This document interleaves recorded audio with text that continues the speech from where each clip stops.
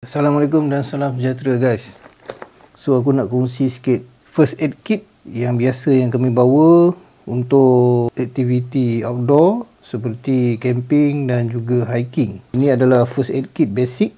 Yang ini beli kat Shopee je. So kami ada beberapa first aid kit. Yang satu lagi tu macam ni. Dan juga yang satu lagi tu ada kotak. Murah saja, tak sampai RM20 satu beg bincang ni, sangat ringan. Apa yang ada dalam ni?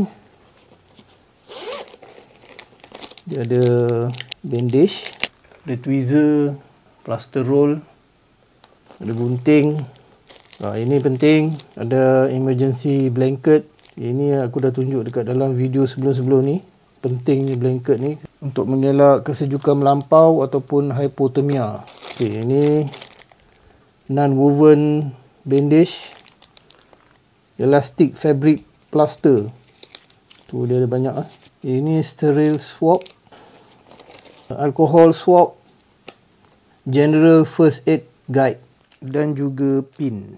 So kalau anda nak beli dekat Shopee ada link dekat bawah dia. So ini adalah basic first aid kit yang selalu kami bawa pergi ke mana-mana, especially hiking dan camping, dan juga boleh letak standby dekat dalam kereta.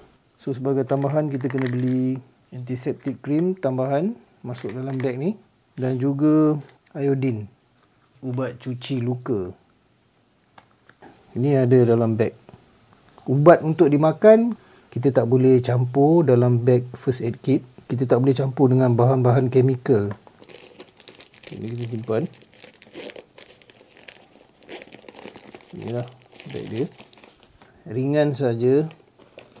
Beg pertolongan cemas untuk travel, vehicle, outdoor dan sport. Aku nak bagi tahu apa benda yang ada dalam beg ni pula. So first kali kita ada kena bawa ubat-ubatan untuk makan. Yang ni aku bawa paracetamol. Yang ini penting. Kalau kita masuk hutan, camping ataupun hiking, kebaran kalian untuk kena cerit-birit, diarrhea memang tinggi.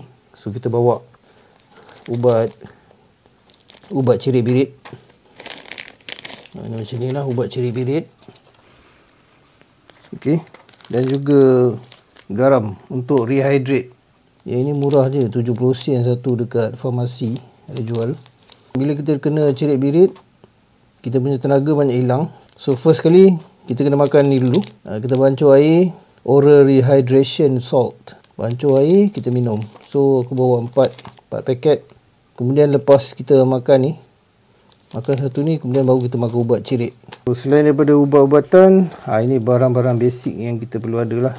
So first kali, tali yang berwarna cerah seperti oren, dan kalau kita suluh ni dia ada pantulan cahaya. Ini ubat letak tepi. Tali ni penting. Kalau ada apa-apa kita perlu ikatan, kita ada tali. Ini kompas. Jam Amazfit T-Rex 3 pun ada kompas. Kita kena ada backup. So ini physical kompas. Ini whistle Karimo. Kemudian ini ada torchlight.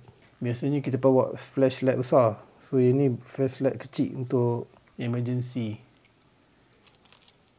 Ada lighter dan ferro rod ni penting lah. Kalau macam contohnya kalau lighter kita basah, kita perlukan fire starter yang dia ada spark.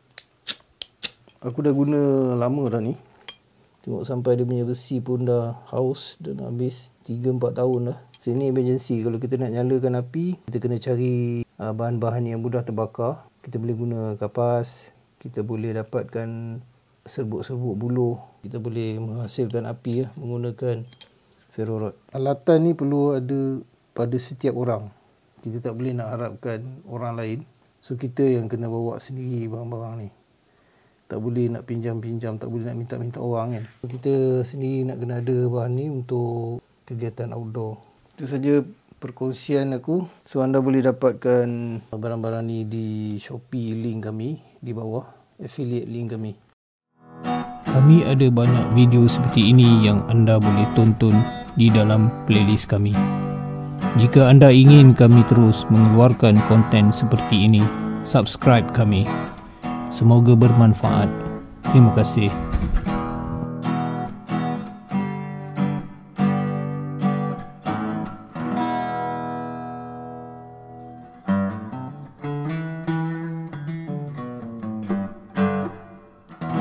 Are you ready for your next adventure? Yes.